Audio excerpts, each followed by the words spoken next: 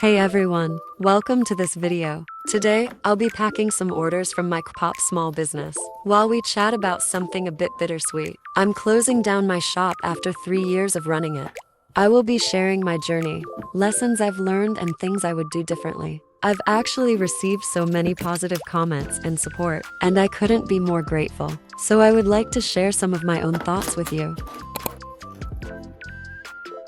I've always had a passion for drawing and creating, ever since I was a kid. In 2019, I decided to start studying Korean, which led me to discover the world of kpop. So I soon picked up a pencil and got back to drawing after many years. I began my journey with simple doodles because my skills were kinda crusty. But after I started taking my art more seriously, I began to gain quite a few followers. My first art account peaked at over 35,000 followers. My main muses were BTS, but as the time went by I got into more groups. However, since my account was getting bigger, the pressure was also growing. Art wasn't a hobby anymore as people were demanding I draw their faves 24/7. I was getting burnt out all the time, and balancing art with my studies was hard. So last year, I opened up a new account focusing more on digital art. My goal is to keep it a chill place and engage with people more. I'm trying to think less about numbers now. Yet it still sucks that I'm unable to grow my account, but that's a whole different story. About 2 years into my art journey, I started getting questions about whether people can buy my art somehow. I really couldn't believe it at first, since I didn't understand why anyone would want it. I was treating my art as a hobby, so I was super confused how I should go about it. However, the requests kept piling up, so I took a leap of faith in 2021. We never had much money growing up, and I started working the moment I could. I didn't have any budget, plus my mom thought I was crazy and reckless. So I took my savings from my most recent job and marched into a printing company. I couldn't really afford anything besides art prints at the time. I even used handwritten notes as thank you cards. Honestly, the start was quite slow partially because I didn't offer a variety of products. But I still vividly remember the first few orders. All the support from my customers and friends meant the world to me. See? Luckily, things picked up gradually, and I even ventured into making more products. So far I've created art prints, beaded accessories, tote bags, crochet items, keychains. I could have never imagined that I'd be able to earn money by doing something I love so dearly. I'm particularly touched whenever I get a gift order.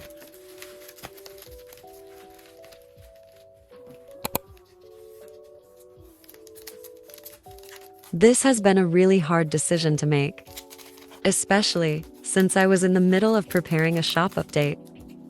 However, I hope it's not permanent and I will return one day with more fun stuff. Over the past 3 years, running this little adventure has been an incredible journey, but it's also been kinda tiring. Between managing stock, fulfilling orders, and creating new designs, I realized that I started to lose the joy I originally had for creating. On top of that, I'm studying at 2 universities and I'm getting one of my degrees soon. I often have to go on a spontaneous hiatus due to my studies, so promoting my art is very difficult due to Insta's algorithms.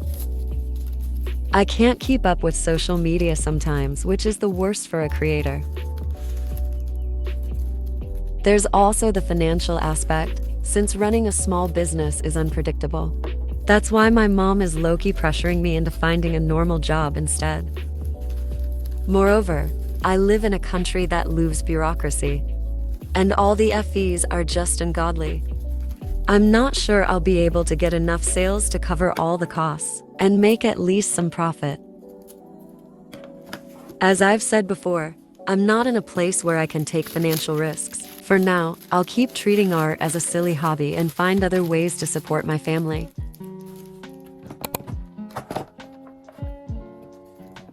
There are definitely things that I wish I knew before venturing into selling my art.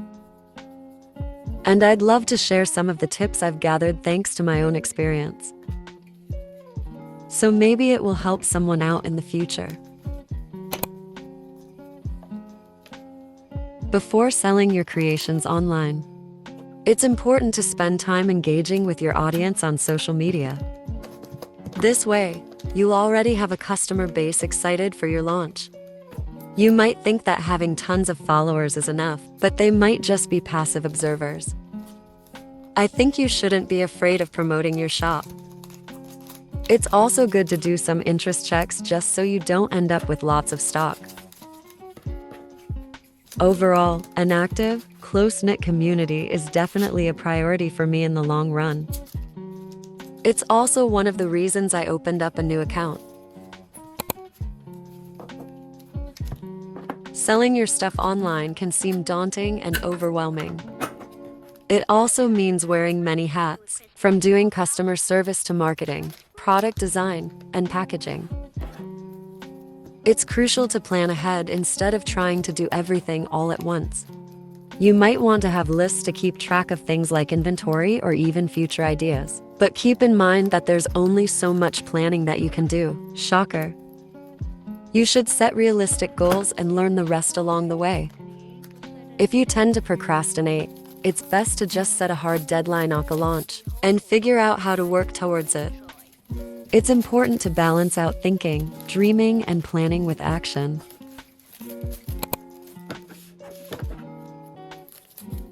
You might have grand plans for your launch, and it might be tempting to go big, but you'll thank yourself for keeping it simple at first.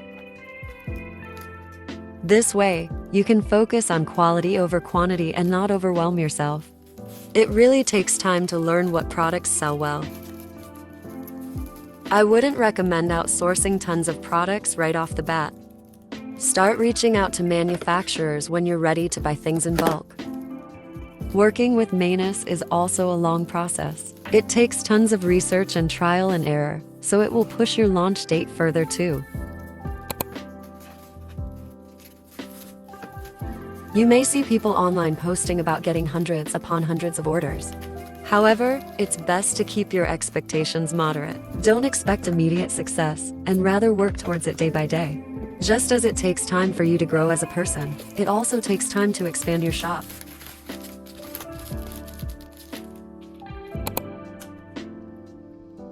Now, I'd like to talk about some practical things, which come with actually running your shop. Consistency is truly the key, and it applies not only to posting on socials, but also to your overall brand identity. It's one thing to keep your online shop visuals cohesive, but another aspect is the packaging. I feel like getting mail and sitting down to unpack it is a whole experience. That's why it's good to make the customer feel special. It's of course great when you keep everything aesthetically pleasing, but an added bonus is to include your main shop colors with stuff like tissue paper, bubble mailers, or even washi tape that holds stuff in place. Another nice way to up your packing game is a thank you card or a cute receipt. A great thank you note will feature not only a message but also your shop details, so a person can look you up again after receiving all the goods. Best case scenario, the customer will leave a positive review and further promote you. And of course, we can't forget freebies. Everyone loves getting some extras, and it doesn't have to be anything big. Just a small trinket or a sticker can serve as a token of appreciation. Since my shop is basically K-pop themed, I get inspiration mostly from that. I simply love the dreamy or even bold visuals of certain concepts. Another great source of inspiration are fellow artists, of course, and various media. I don't really draw stuff thinking, oh, I'm definitely gonna sell this. Because this kinda puts pressure on you. Rather than that, when I finish a piece, I think which product it would work with. One thing to not forget though, is that you have to take the customer into account. If you want to sell loads of stuff, you can't only think about your personal preferences. You have to cater to a broader audience than just yourself. This is where a Q&A, interest check, or even a poll comes in handy. It's also good to consistently put out new products every few months. Keeping your shop fresh is key to staying relevant. These shop updates aren't just for the customers. They also keep you inspired and give you a reason to push your creativity. Unfortunately, burnout is real, and I learned the hard way how important it is to take time for yourself. When doing freelance work, it's very easy to lose sight of when work ends. And if running your shop becomes all-consuming, it can drain all the passion. It's okay to step back for a sec and take a deep breath before diving into new adventures. A tip is to create a schedule for yourself so you don't forget about life. Be sure to include proper days of rest to catch up on other things too. This way both you and your creative flow won't feel suffocated, if that makes sense. Choosing where to sell your art online is one of the biggest decisions you'll have to make as a small business owner. There are tons of platforms to choose from. You can definitely start by simply taking orders right from your Instagram DMs.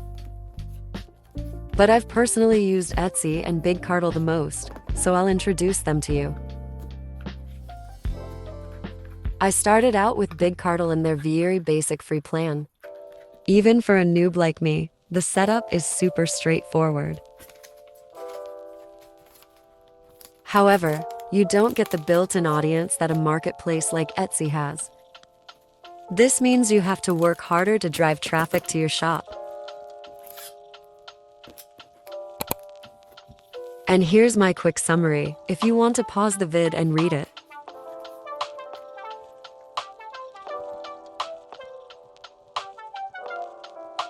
Next up, Etsy, which is great for beginners since it already has a customer base. People go there for unique and handmade products, so you get visibility right off the bat. This is good if you just want to get a feel of the whole thing. Or maybe you're still battling with social media and marketing. They also collect tax on your behalf, which is handy. But the fees. There are just so many fees, from listing to transaction fees and so on.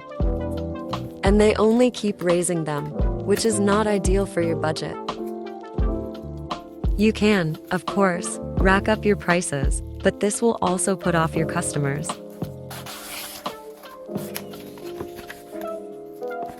And another short summary, because otherwise this video would be an hour long.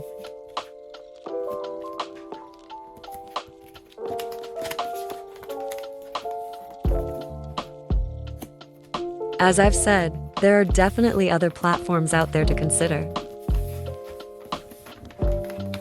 For example, Shopify is a great option for scaling your business, though it comes with a monthly cost. Another similar one is Squarespace. Then platforms like Ko-fi and Gumroad, which are ideal for selling digital products. Each website has its pros and cons, so it's best to take time to figure out which one suits your business goals and budget. With that being said, if you've been thinking about starting your own small business, I hope some of the things I've shared will help you along the way. And I want to thank everyone who supported me. Whether you purchased something, shared my work, or just followed my journey. It's been an amazing experience so far, and I've learned so much. It's definitely not the end of the journey for me, because I'll be continuing to create. I'm excited to see where life takes me next. Thanks for tuning in, and see you next time.